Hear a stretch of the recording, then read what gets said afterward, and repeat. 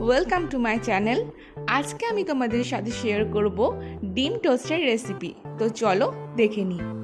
প্রথমে দুটো পাউরুটি নিয়ে নিয়েছি, কোয়ার্টার পাউরুটি, আর একটা পেঁয়াজকে কুচি করে নিয়েছি, দুটো কাঁচা লঙ্কাকে কুচি করে নিয়েছি, আর নিয়ে নিয়েছি 4টে ডিম।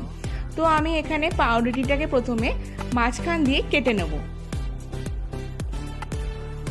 আমার পাউরুটি সমান করে কাটা হয়ে গেছে। এবার পাউরুটিটাকে নিয়ে তার সাইডে আবার একটু ছুরি দিয়ে কেটে নেব, দিয়ে ওর মধ্যে একটু টমেটো সস আমি ভরে দেবো।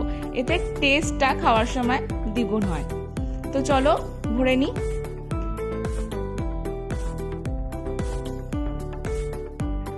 এবার একটা পাত্রে দুটো ডিম আমি ভেঙে নিচ্ছি। আমি তোমাদের একটা পাউরুটিকে হাফ করে সেটা করে দেখাচ্ছি, দুটো পাউরুটির দেখাচ্ছি না।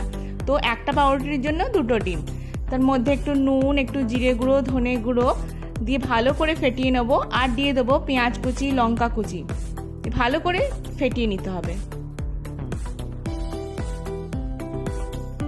এবার আমি গ্যাসের মধ্যে ফ্রাইং প্যান বসিয়ে নিয়েছি, দিয়ে পাউরুটিগুলোকে একটু সেঁকে নেব।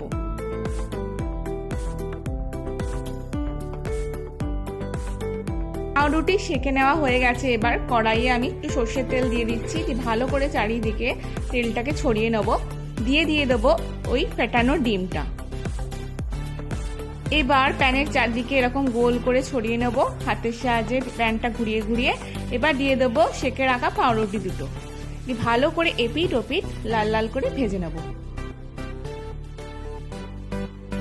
একদিকের পিঠ আমার ভাজা হয়ে গেছে। এবার হাত দিয়ে চেপে ধরে আস্তে করে উল্টে দিতে হবে, দিয়ে ও পিঠটা একটু ভেজে নেব।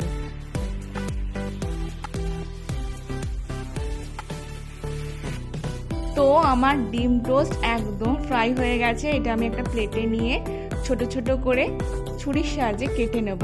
আর ওপরে দেবো টমেটো সস, চিলি সস আর চাট মশলা। তোমরা চাইলে গোলমরিচও ব্যবহার করতে পারো। তো আমার আজকের রেসিপি ডিম টোস্ট একদম রেডি। এটা একটা অসাধারণ জলখাবার।